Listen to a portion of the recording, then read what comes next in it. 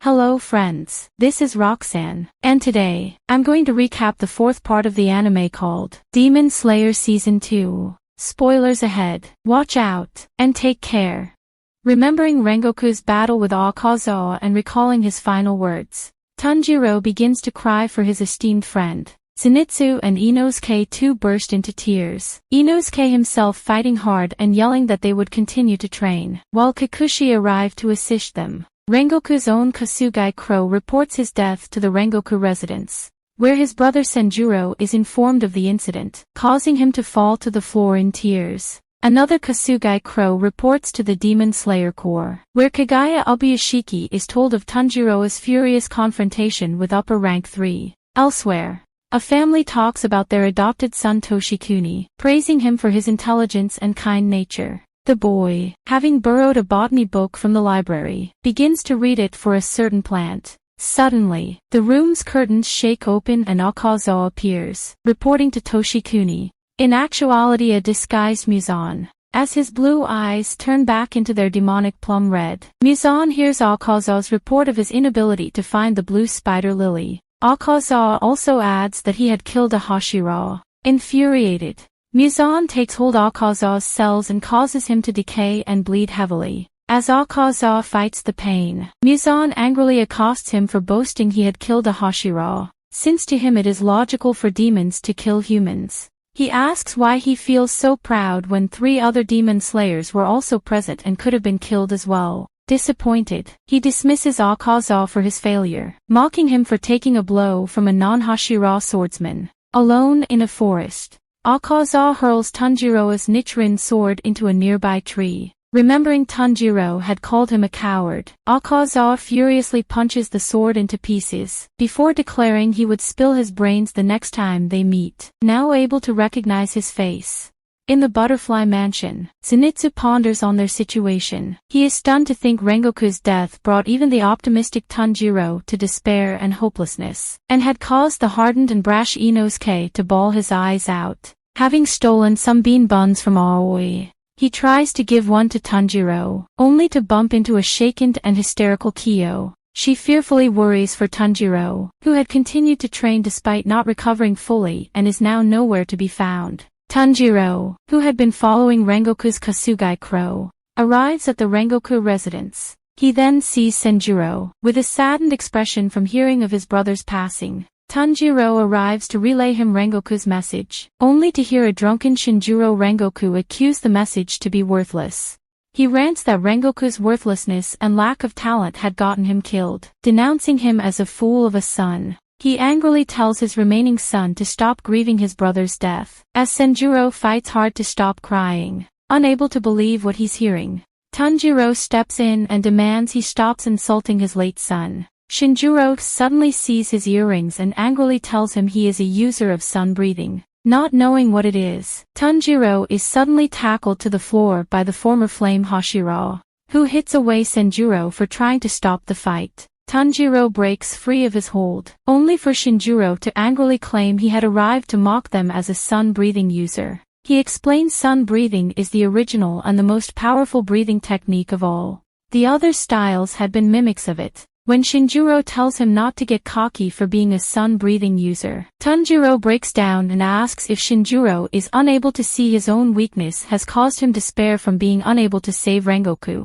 As he sprints towards Shinjuro and readies a punch, the former Hashira grabs him and violently punches his face repeatedly, until Tanjiro headbutts him to stop. Later, Tanjiro apologizes to Senjuro for headbutting his father, but he is informed Shinjuro has already left to buy more sake. Senjuro thanks him for defending his late brother, as he believes himself unable to stand up for him. He presents Tanjiro with the records created by the past flame Hashira, only for both to be shocked seeing the pages ripped when they open it. Senjuro apologizes, believing his father had torn the pages, though Tanjiro dismisses the apology, instead stating he would train harder and master his Hinokami Kagura.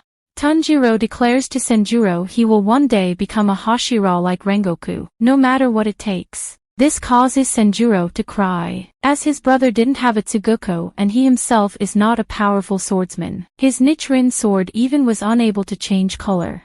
as he sadly states he would cause the long line of generational flame Hashira to break. He believes Rengoku wouldn't have been upset. Before Tanjiro departs, Senjuro tries to give him Kaijuro's tsuba. Tanjiro refuses, not wanting to be given such a valuable item, though Senjuro insists. Later that evening, Senjuro attempts to talk to his father about Rengoku's final message to him. Shinjuro angrily dismisses him, calling it worthless and believing the message is something bad about him. Senjuro relays Rengoku's message. Please take care of yourself, before quietly leaving. Now by himself, Shinjuro sets his drink down and begins to mourn his son's death alone.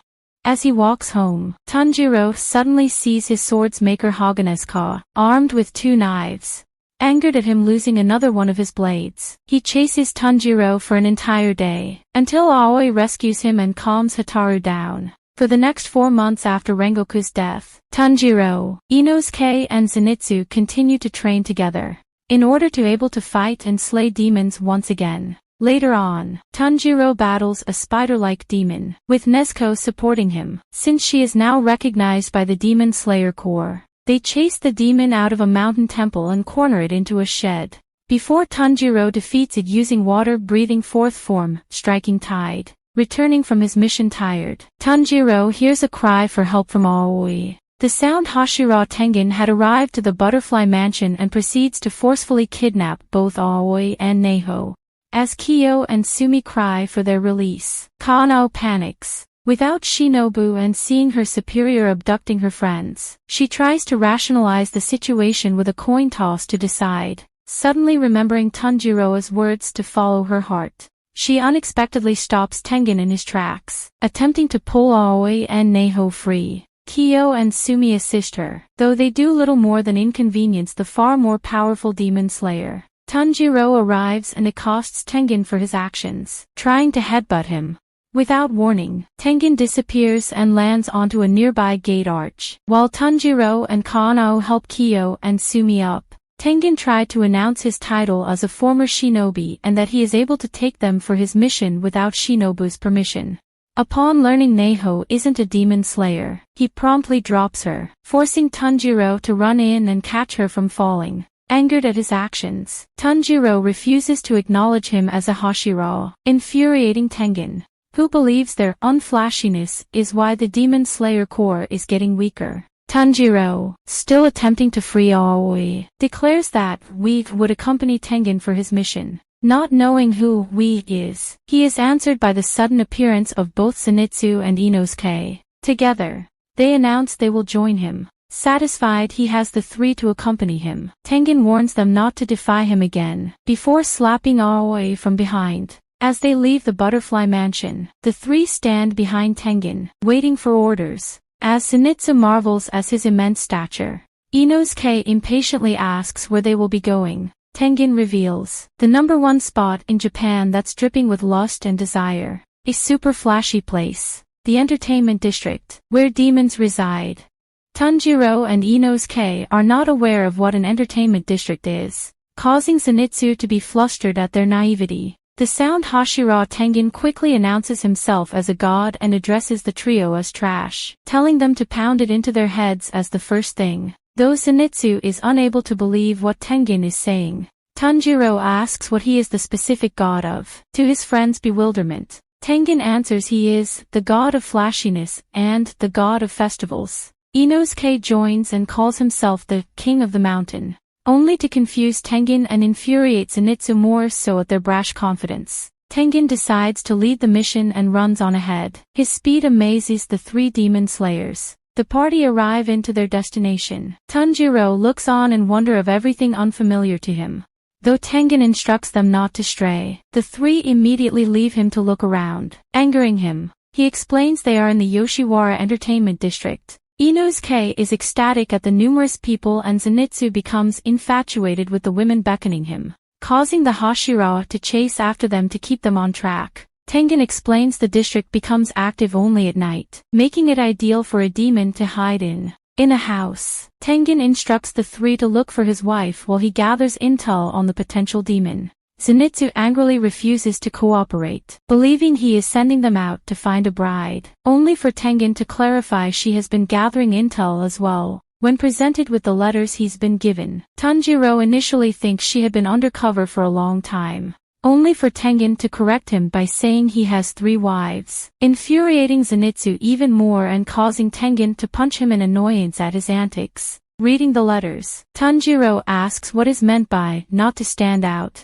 To this, Tengen informs them their job is to disguise themselves. Tengen states his first attempt to investigate the district was as a customer, proving unsuccessful. He then sent his 3 wives to 3 houses to gather information. Suma at the Takedo house, Makio at the Ajimoto house and Hinatsuru at the Kyogaku house. Inosuke suddenly barks out his wives might be dead, causing Tengen to angrily punch him as well. An attendant then arrives with a box of items for Tengen. Tengen presents the 3, crudely dressed in makeup to the Takedo house, hoping one of them would be taken in and begin the mission. Though the owners are shocked at their appearance, the house's madam happily agrees to take one in. Taken aback by Tengen's handsomeness, Tanjiro, with the cover name Sumiko, is taken. Tengen scolds Zenitsu and Inosuke for the hopelessness of being put in a house, whereas Zenitsu refuses to talk, angered not at having to be dressed as a girl but by Tengen's attractive appearance.